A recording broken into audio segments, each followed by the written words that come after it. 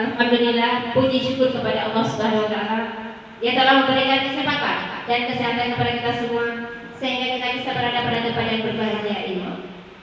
Pada kesempatan hari ini dan yang saya hormati calon guru penggerak angkatan 8 Aceh Utara, Ibu Ati Misri.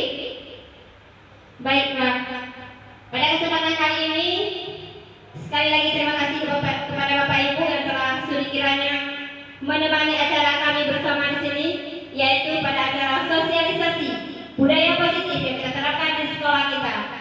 Semoga dengan pemaparan materi daripada Ibu Ati Misri menjadi suatu refleksi kepada kita semua, di mana kita bisa menerapkan budaya positif ini. Bapak Ibu guru semua, mari kita dengarkan baik-baik dengan secara seksama sehingga kita bisa merealisasikan budaya positif tersebut sehingga kita bisa memberikan yang terbaik kepada peserta didik kita, tentunya berguna bagi agama, nusa dan bangsa. Baik, kepada Ibu Ati Misri, waktu dan tempat kami persilahkan.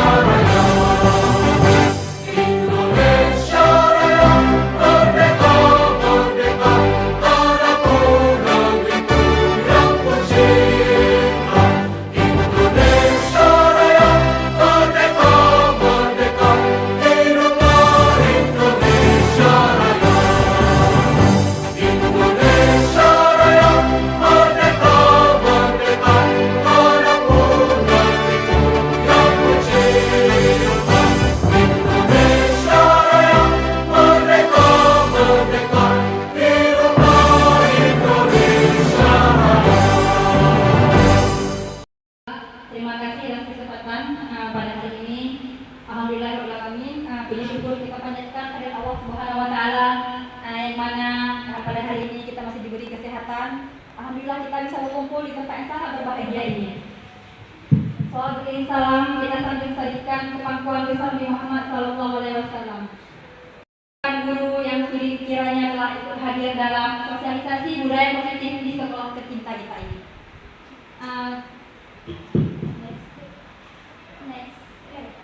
Bagaimana kita ketahui, mari sama-sama kita lihat tujuan dari pendidikan. Menurut Ki Hajar Dewantara, tujuan pendidikan adalah menuntun segala kodrat yang ada pada anak-anak agar mereka dapat mencapai keselamatan dan kebahagiaan yang setinggi-tingginya, baik sebagai manusia maupun sebagai anggota masyarakat. Nah, jadi tugas guru kita di sini adalah menuntun siswa, bukan sebaliknya yang selama ini mungkin kita lakukan adalah menuntun siswa ya. Jadi sekarang kita harus bisa merubah paradigma bahwa tugas guru adalah menuntun siswa, yaitu sesuai dengan kodratnya masing-masing. Bagaimana kita ketahui bahwa siswa-siswa itu memiliki potensi yang berbeda-beda. Dari pendidikan tadi bisa kita kaitkan dengan budaya positif. Bagaimana budaya positif yang ada di sekolah.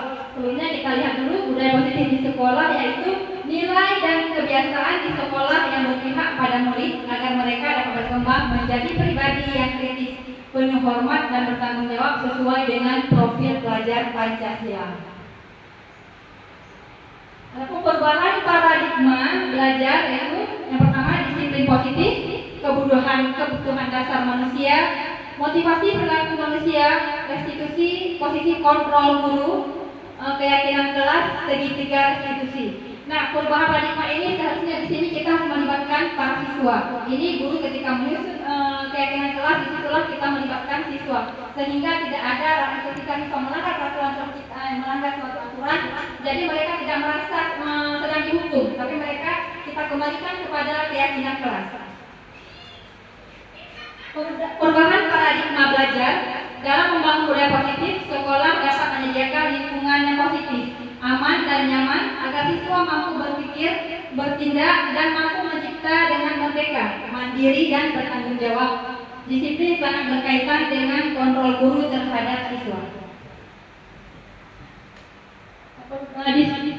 Disiplin positif, bagaimana seorang dari kontrol?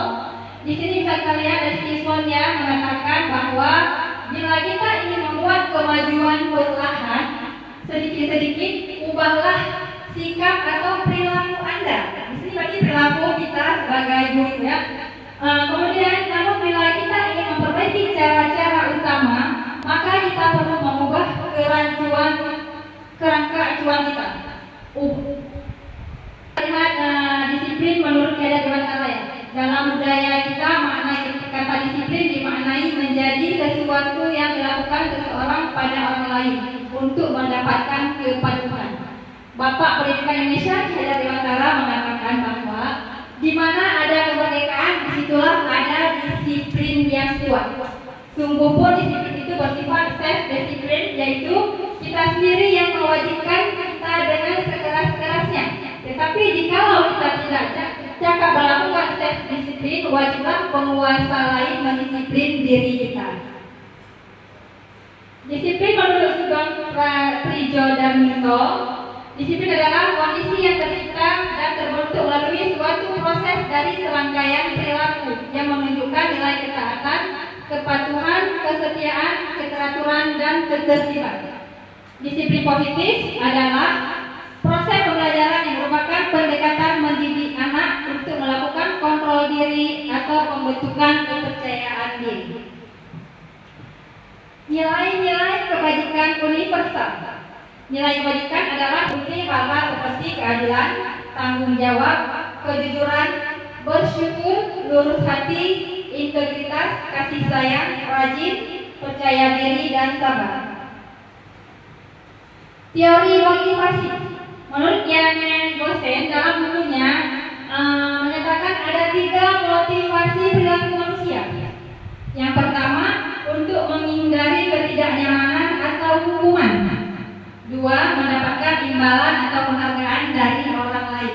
3. Menjadi orang yang mereka inginkan dan menghargai diri sendiri dengan nilai yang telah mereka percayai. Jadi di sini ada 3 motivasi dari siswa kita yang kebanyakan mereka yang pertama ya, yaitu untuk menghindari ketidaknyamanan atau hukuman. Karena biar bagaimanapun seorang siswa mereka tidak akan nyaman jika mendapatkan hukuman. Mereka akan merasa malu dan tidak nyaman dengan teman-temannya. Kemudian motivasi intrinsik dan ekstrinsik. Motivasi dari rangsangan luar. Karena dalam diri individu sudah ada dorongan untuk melakukan sesuatu. Kemudian motivasi ekstrinsik adalah motivasi yang menjadi aktif dan berfungsi karena adanya rangsangan dari luar. Karena motivasi merupakan kekuatan yang dapat mendorong seseorang untuk melakukan sesuatu perbuatan atau pekerjaan. Di sini mari sama-sama kita lihat hukuman dan penghargaan. Hukuman atau punishment adalah suatu bentuk proses atau tindakan yang diberikan kepada individu atau kelompok atas kesalahan seseorang untuk mengembangkan diri pada komitmen dan kedekatan hati. Selanjutnya kebutuhan dasar manusia. Kebutuhan dasar manusia di sini ada 5, bisa lihat ada 5 kebutuhan dasar manusia. Lihat satu persatu kebutuhan hidup dasar manusia. Kita lihat yang pertama, kebutuhan bertahan hidup atau survival. Yaitu kebutuhan bertahan hidup survival adalah kebutuhan yang bersifat fisiologis untuk bertahan hidup, misalnya kesehatan, rumah, dan makanan. Komponen psikologis pada kebutuhan ini meliputi kebutuhan akan perasaan aman.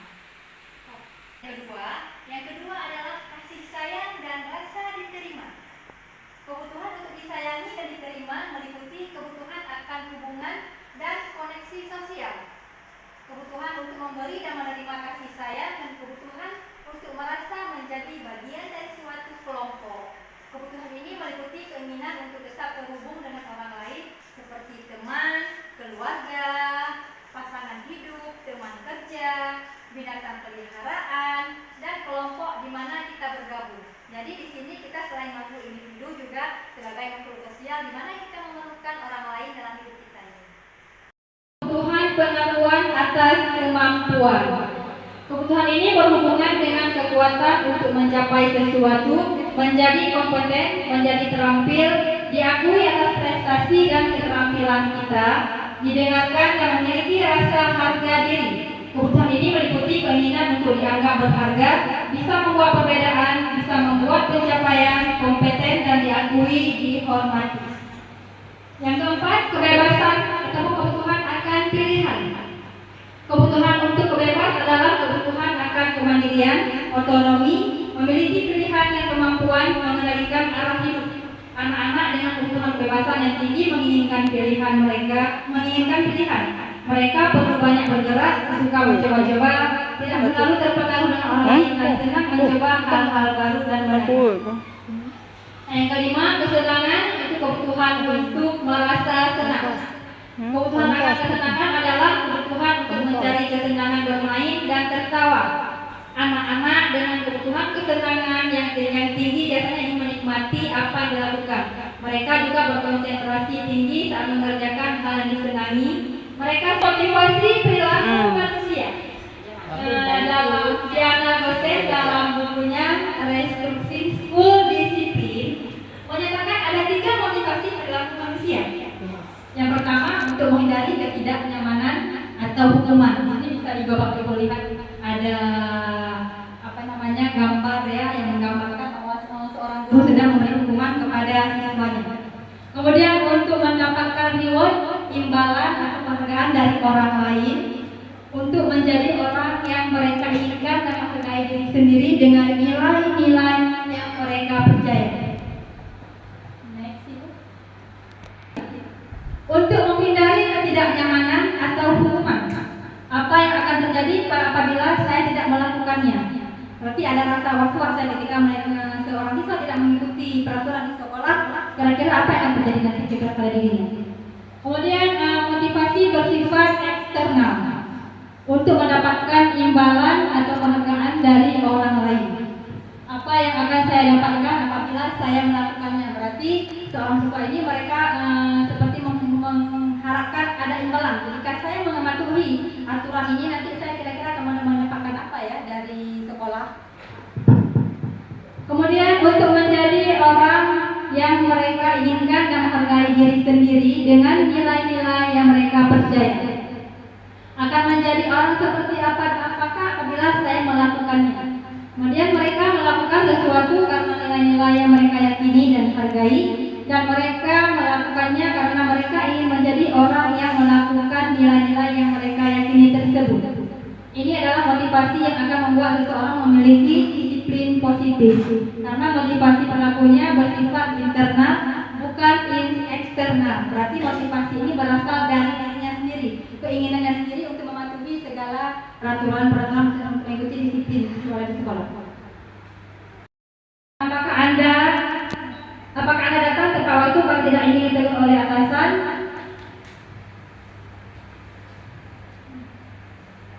Apakah Anda datang ke pawai itu karena tidak ingin ditegur oleh atasan Anda dan kemudian mendapat surat peringatan, menghindari pujian dari atasan Anda, dan mendapat penghargaan sebagai karyawan atau guru berprestasi? Mendapatkan imbalan atau penghargaan dari orang lain, atau Anda sebagai guru akan dicontoh oleh murid-murid Anda?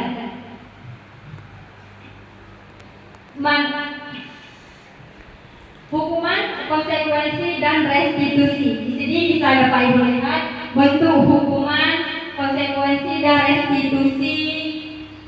Konsekuensi dan restitusi. Di sini ada gambar berupa hukuman, anak-anak disuruh push-up ya. Kemudian ada seorang guru sedang berbicara dengan anak, sehingga seorang anak merasa dia bersalah. Yang ketiga adalah itu restitusi manajer, di mana seorang guru bersikap sebagai teman dengan siswanya. Nah, hukuman adalah suatu bentuk prosedur atau tindakan yang diberikan kepada individu atau kelompok atas kesalahan, pelanggaran atau kejahatan atau dilakukan dalam bentuk reinforcement negatif atau penyertaan dalam rangka pembinaan dan perbaikan tingkah laku sehingga tidak terulang lagi. Dampak dari hukuman: mereka menjadi pribadi yang tidak jujur, menjadi pembangkang, susah diatur, tidak mau mengikuti kegiatan PBM, tidak menghargai guru, dan kurangnya rasa percaya diri siswa. Nah, yang katakan dengan konsekuensi adalah perilaku yang berfokus mengajarkan anak bagaimana bertingkah laku lebih baik ke depannya, mengajarkan tentang sebab dan akibat dari apa yang dilakukan oleh anak, sudah terencana atau sudah disepakati, sudah dibahas dan disetujui oleh murid dan guru. Umumnya bentuk-bentuk konsekuensi dibuat oleh pihak guru ataupun sekolah, dan murid sudah mengetahui sebelumnya konsekuensi yang akan diterima bila ada pelanggaran. Pada konsekuensi murid tetap dibuat tidak nyaman untuk jangka waktu pendek. Nah, restitusi adalah proses menciptakan kondisi bagi murid untuk memperbaiki kesalahan mereka, sehingga mereka bisa kembali pada kelompok mereka dengan karakter yang lebih kuat. Restitusi juga merupakan proses kolaboratif yang mengajarkan murid untuk mencari solusi untuk masalah mereka dan membantu murid berpikir tentang orang seperti apa yang mereka inginkan dan bagaimana mereka harus memperlakukan orang lain. Posisi kontrol guru. Di sini kita lihat ada 5 posisi kontrol guru. Yang pertama sebagai penghukum, yang kedua pembuat merasa bersalah, yang ketiga sebagai teman, yang keempat pemantau, yang kelima manajer. Nah, kira-kira kita selama ini sebagai guru posisi manakah yang sering kita gunakan? Mari kita lihat ya pengertiannya. Yang pertama itu sebagai penghukum. Oke, K.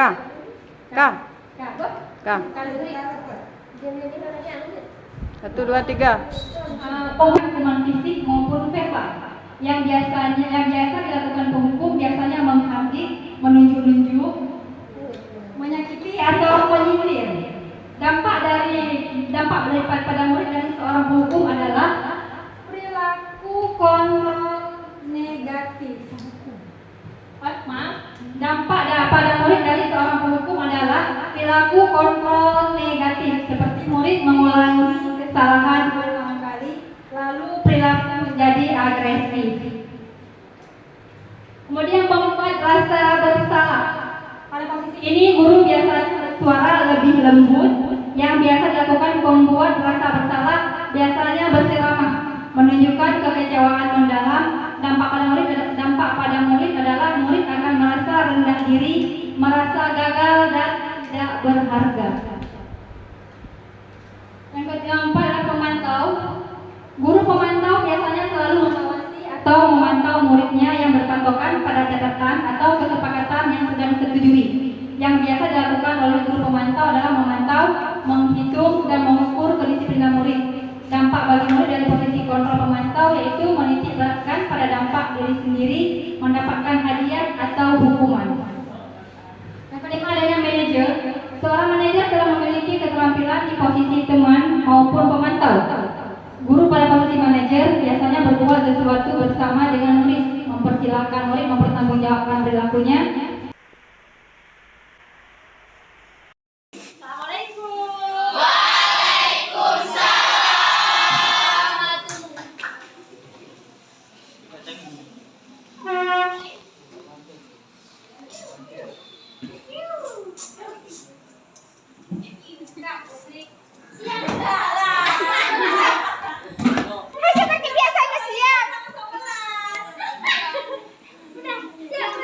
Nanti yang apa potong nanti.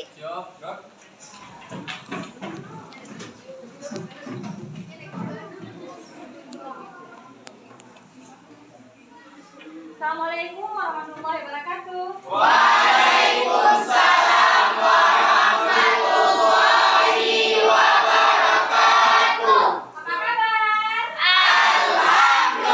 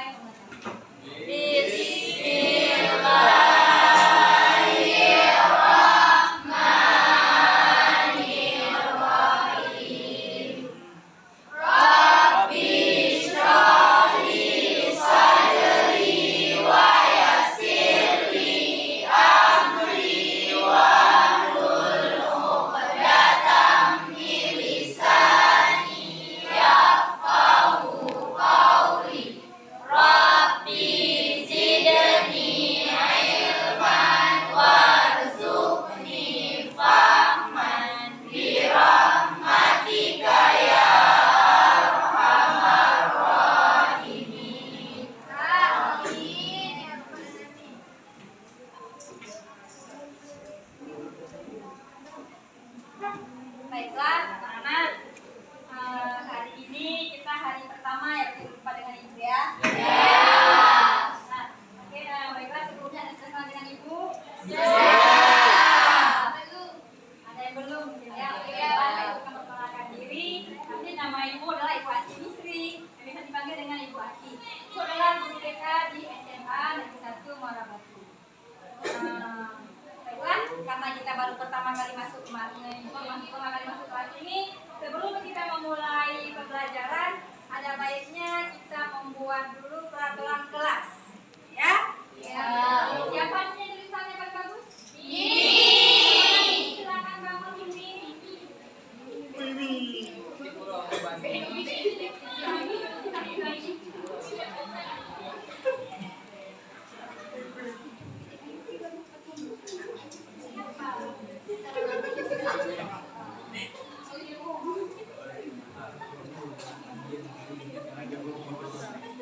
Ada sponsor.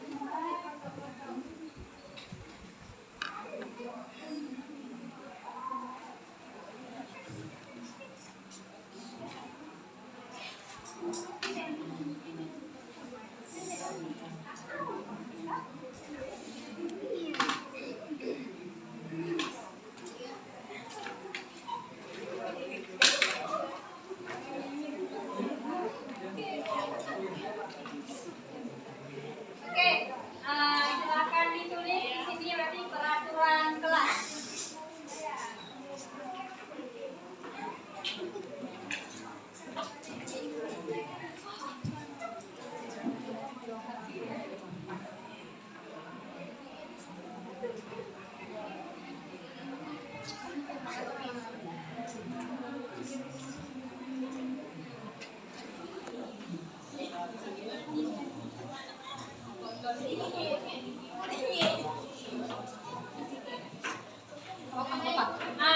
Oke. Peraturan kelas. Ada yang senang nggak dengan peraturan? Senang. Ada yang senang, ada yang tidak. Tadi mendengar.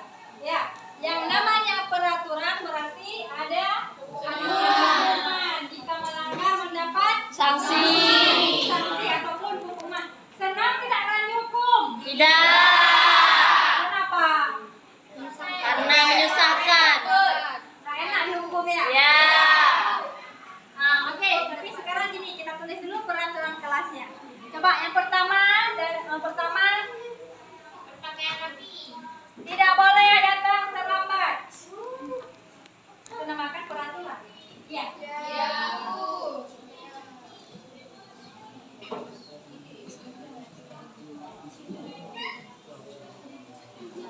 Kemudian yang kedua apa? Pakaian rapi.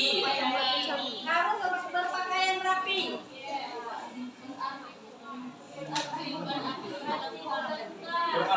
Kenapa ya teman-teman? Kita lihat peraturan kelas tadi dari beberapa teman kalian yang menyebutkan. Yang pertama, tidak boleh datang terlambat, harus berpakaian rapi, tidak keluar masuk saat jam pelajaran, tidak boleh memakai make up ya, artinya tidak boleh berhias ini untuk perempuan ya. Kemudian tidak boleh makan saat jam pelajaran, tidak boleh membawa HP, dilarang berisik, tidak boleh tidur saat jam pelajaran. Ini kan namanya peraturan kelas. Berarti kalau ini dilanggar ada sanksi ataupun hukuman. Nah, sekarang mari sama-sama kita rubah peraturan kelas ini menjadi keyakinan kelas. Setuju tidak? Setuju. Silakan ditulis ini keyakinan kelas. Perhatikan. Kita rubah dari peraturan kelas menjadi keyakinan kelas. Ini yang pertama, tidak boleh datang terlambat. Artinya berarti di sini kalau ditulis yang satu Harus berarti datang tepat waktu. datang tepat Waktu. Harus datang tidak usah pakai data lain. Jatah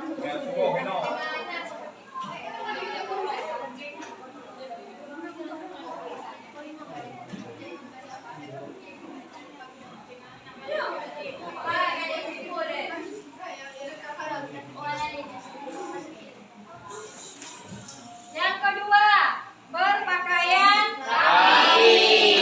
Tulis berpakaian rapi.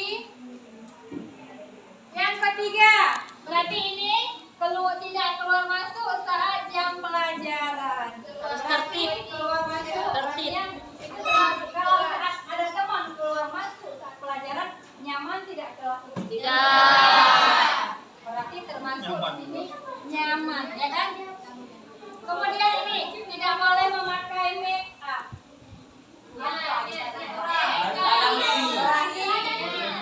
Harus ada Berarti ini sudah kita buat kesepakatan kelas.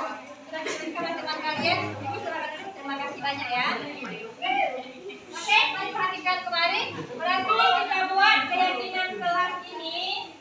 Yang pertama datang Kepala waktu. Kemudian Berpakaian rapi. Kemudian Disiplin. Datang tepat waktu termasuk disiplin tidak? Termasuk. Pakaian rapi termasuk disiplin tidak? Termasuk. Disiplin. Kemudian menjadi anak yang soleh dan soleha. Itu artinya harus apa? Harus bijak. Sopan. Santun. Kemudian Jujur. Tidak boleh bohong. tanggung jawab. Nah, kalau kelas kalian kotor, kelasnya berisi, nyaman tidak? Iya. Ya, berarti di sini menciptakan kelas yang nyaman harus apa? Bertanggung jawab sama-sama. Kalau untuk menciptakan kelas yang nyaman harus apa? Di kelas ini harus bersih. Ya. Baiklah. Berarti bagaimana? Sepakat dengan keyakinan kelas kita di hari ini? Sepakat. Jika ada yang melanggar, berarti harus kita ingatkan kembali kepada Melanggarnya. kelas supaya kelas kita menjadi kelas yang nyaman, aman, Dan damai. kalian bisa belajar dengan oke. Nah, sudah sepakat dengan keyakinan kelas ini, berarti bisa kita lanjut ke materi. Ya, Ya. kita ambil bukunya, kita lanjutkan ke materi. Sekarang kita lihat restitusi. Restitusi adalah proses menciptakan kondisi bagi murid untuk memperbaiki kesalahan mereka sehingga mereka bisa kembali pada kelompok mereka dengan karakter yang lebih kuat. Itu menurut dosen tahun 2004. Restitusi juga merupakan proses kolaboratif yang mengajarkan murid untuk solusi untuk masalah mereka dan membantu murid berpikir tentang orang seperti apa yang mereka inginkan dan bagaimana mereka harus memperlakukan orang lain. Nah, di sini jelas terlihat berarti restitusi ini merupakan kolaboratif cara mengajarkan murid terhadap untuk dia cara mencari solusi dalam permasalahan yang dia hadapi. Restitusi yaitu ada yang pertama menstabilkan identitas, yang kemudian validasi tindakan yang salah, dan yang ketiga menanyakan keyakinan. Hal ini segi restitusi ini adalah hal yang harus dilakukan oleh seorang guru terhadap siswanya. Sekarang mari kita lihat sisi pertama yaitu menstabilkan identitas, yaitu bertujuan untuk mengubah identitas anak dari orang yang gagal karena melakukan kesalahan menjadi orang yang sukses. Di sini kita cara merubah pemikiran anak. Dia tadinya merasa bersalah, kemudian kita merubah dia dari rasa bersalah dia tadi tersebut menjadi orang yang sukses.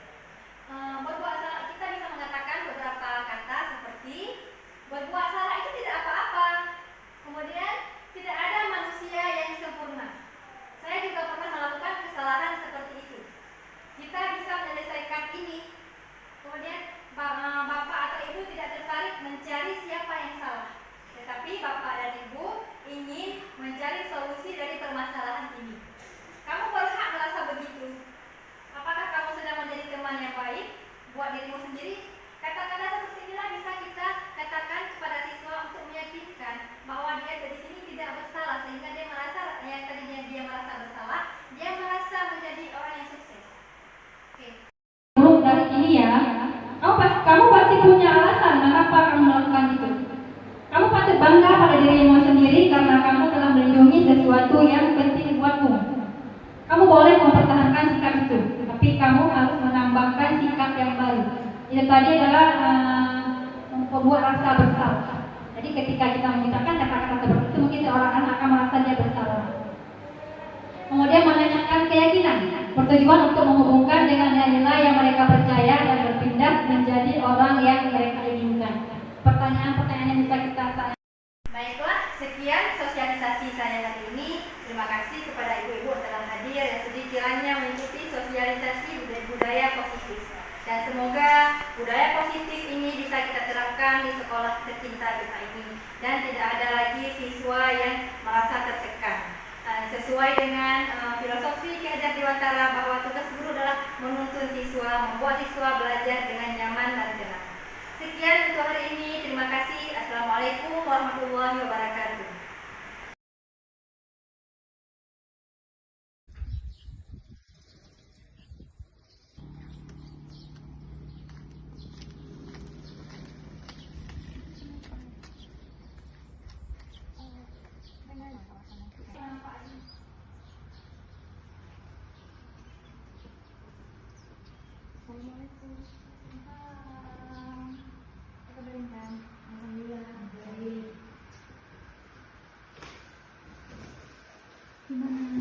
Sehat? Alhamdulillah sehat. Sudah sarapan? Intan kenapa kemari? Tadi ibu bilang juga bersama. Iya, kenapa bisa jilbabnya seperti ini? Karena jilbab yang satu lagi belum kering. Belum kering. Iya. Nah, menurut Intan, jilbab ini untuk sekolah atau bukan? Bukan. Bukan. Nah, boleh tidak kita ke sekolah memakai bukan yang atribut sekolah? Jilbab. Kalau boleh tahu, kenapa Intan hari ini salah kostum? Kemarin nggak kering ibu jilbab yang sekolah itu. Enggak kering, kok bisa? Iya. Padahal kan panas nih. Iya, bosannya kan itu nyucinya pas kemarin malam. Oh, malam baru nyuci. Iya. Setelah tidak kering. Coba kalau dicuci pagi kan apa bisa sampai malam nyuci? Itu kan kemarin kan ibu. Hmm. Jadi kelupaan pas paginya. Oh, berarti di sini Intan kelupaan nyuci jilbabnya sehingga hari ini Intan harus memakai jilbab yang warna yang bukan jilbab kedua sekolah. Iya, begitu. Hmm? Iya, boleh, nggak apa-apa. Maksudnya gini, di sini kan kita punya aturan. Intan masih ingat tahu bagaimana aturan di sekolah kita? Masih Bagaimana tuh Enda sebutkan? harus menggunakan atribut lengkap. Iya, berarti apalagi hari ini hari Senin ya kan? Nah, Intan hari Senin sudah salah memakai jilbab. Nah, kemudian tadi juga gini, Ibu lihat Intan memakai sandal ke sekolah. Tadi juga Ibu melihat Intan memakai sandal. Cuma tadi Ibu nggak sempat menegur sandal untuk agar terlihat jilbab, tetapi Intan salah memakai sandal. Kenapa? Boleh Ibu tahu kenapa tadi memakai sandal hari ini? Sama juga bu, sepatunya kemarin belum kering, baru kecuci kemarin sore. Sore baru Intan cuci. Nah, itu berarti Intan hari ini sudah melanggar 2 kali bukan 2 kali, 2 apa yang Intan melanggar? jilbab dan sepatu. Berarti Intan sudah melanggar peraturan sekolah yang sudah Ini sudah ada. disepakati bersama. Dan sebelumnya Intan sudah tahu kan bagaimana peraturan sekolah kita. Nah, untuk kedepannya jadi bagaimana? Intan janji nggak bakal ngulangi lagi. Nanti Intan bakal lebih lengkap lagi atributnya. Ya, untuk mengatasi terjadi hal-hal seperti ini apa yang akan lakukan? Intan bakal lebih lagi untuk berusaha fokus lagi. Jadi Intan bakal siapinnya dari jauh-jauh hari. Iya, maksudnya gini, untuk menghindari terjadi hal kesalahan kostum lagi seperti hari ini, berarti Intan harus Persiapkan terlebih dahulu seragam dan atribut. maksudnya berarti ini Intan harus mencuci pakaiannya Sewaktu pagi Iya. sebelum sekolah. untuk baik. Berarti Intan hari ini sudah menyadari kesalahan Intan hari ini yang melanggar 2 peraturan sekolah. Iya. Jadi Intan minta maaf ibu, Intan janji nggak bakal ngulangi lagi di kemudian hari. Intan tahu kalau Intan salah hari ini pakai jilbab yang salah dan juga pakai sandal. Intan janji nanti Intan bakal lebih mempersiapkan atribut liburnya dari jauh-jauh hari. Kalau misalnya baju akan Intan cuci di sebelum Intan masuk sekolah, bukan di malam atau di Iya. hari. Nanti itu ya, hari ini Intan alhamdulillah saya sudah menyadari dan akan teman-teman ini akan alternatif untuk menghindari terjadinya kesalahan kostum nanti ya. Baik Intan, ini waktu kita menit lagi sudah pergantian pelajaran. Jadi kita harus kembali lagi ke kelas. Oh iya Bu. Kesini Iya, sama-sama Intan.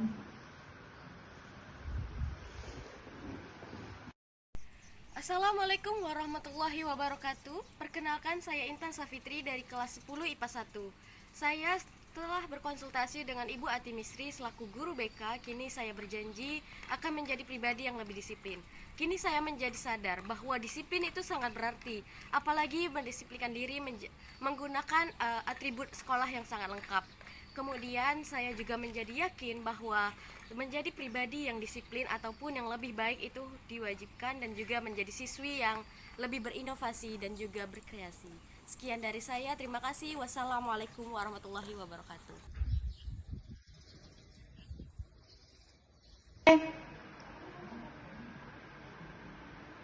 Assalamualaikum. Waalaikumsalam.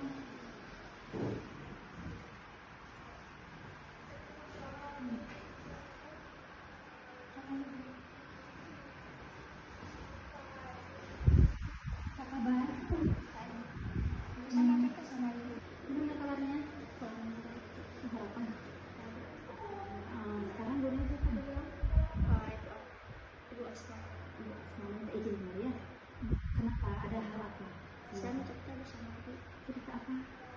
Saya sering dikucilkan Bu sama teman-teman. Karena saya nggak salah apa-apa Bu. Siapa nih sama ceritanya? Banyak Bu, hampir satu kelas Bu. Terus kawan Zainul sekarang kawan Nurul sekarang siapa? Nggak ada Bu. Nggak, di antara mereka mengucilkan Nurul siapa yang paling, isinya kan ada salah satu orang yang paling menonjol, siapa? Ada Bu, si Zainul biasa Zainul, apa yang dia lakukan? dia sering ngecek Bu. Padahal kan Nurul itu nggak salah apa-apa sebenarnya Bu. Nggak ada. Boleh Ibu panggil Zainul kemari untuk mengklarifikasinya menanyakan? Ya, tapi sekarang Ibu panggil Zainul kemari ya.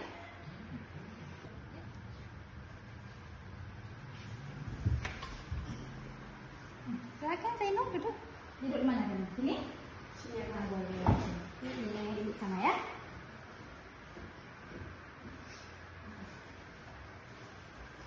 Baik, Zainul apa kabar? Baik. Baik, sarapan. Tadi Bu Asma dalam kelas ya? Iya.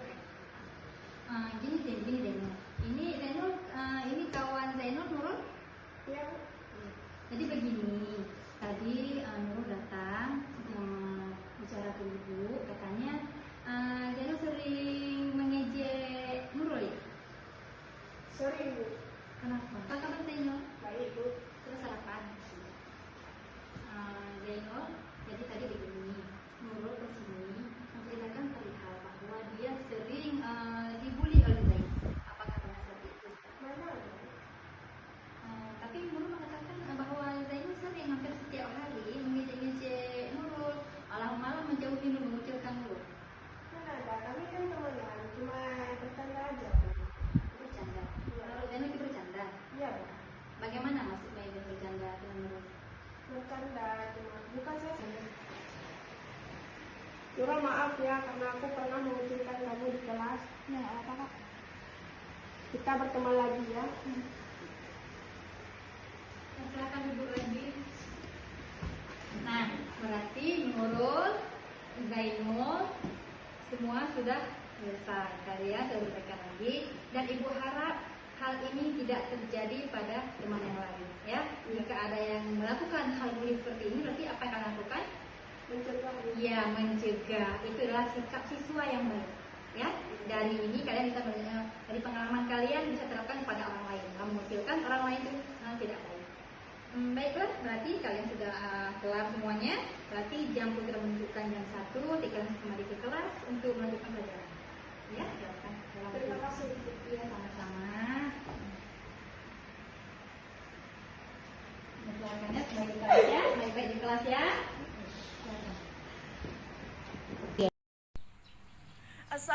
Assalamualaikum warahmatullahi wabarakatuh. Perkenalkan, nama saya Zainul Husna, saya siswa dari kelas 10 IPAS 2.